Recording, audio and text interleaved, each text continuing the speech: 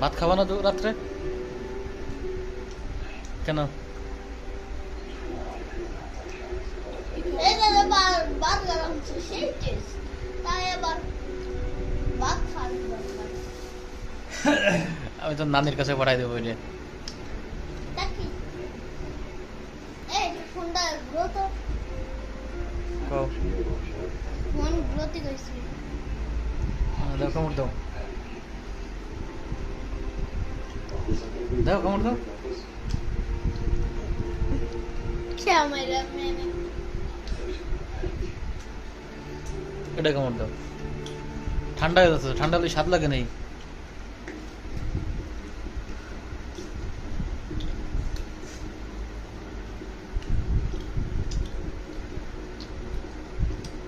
এরকম একটা বার্গার